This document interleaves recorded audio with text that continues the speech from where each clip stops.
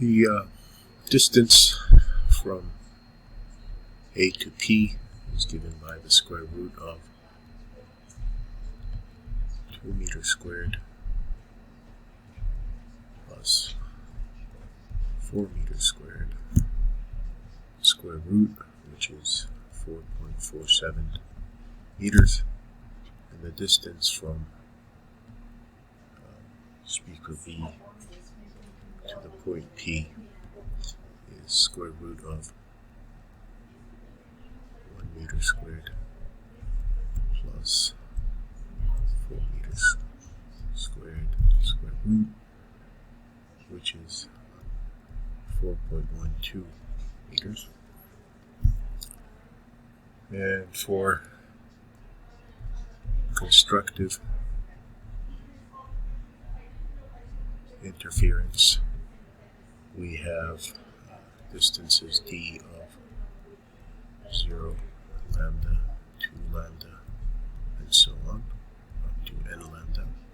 But remember that lambda is v over f, so we can have v over f, 2v over f, and so on, up to n v over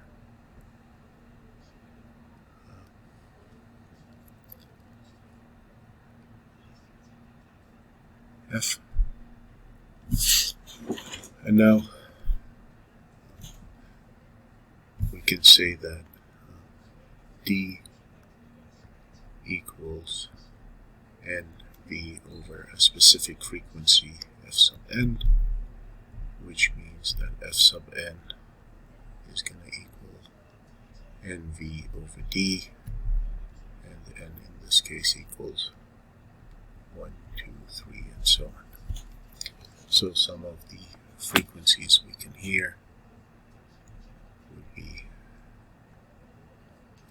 f equals f1 would equal v, which is 350 meters per second, over d, which is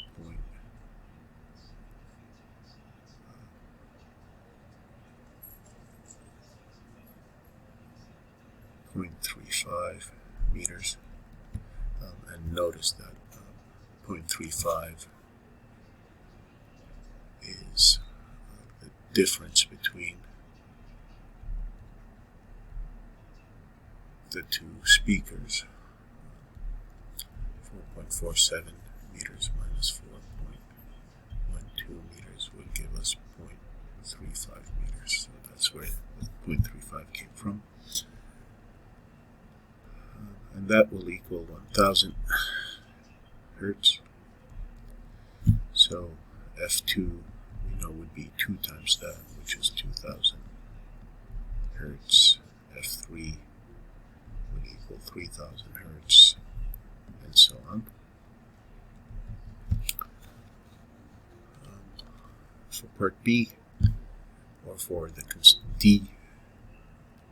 destructive interference, we know that's when d equals in between lambda over 2, 3 lambda over 2, 5 lambda over 2, up to n lambda over 2, where n now is an odd integer, which leads us to something of the effect, if we continue as before, d would equal nv over fn, which means fn equals nv over d.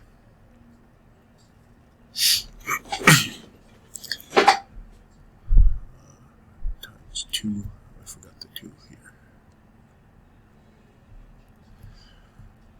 And so f1 would equal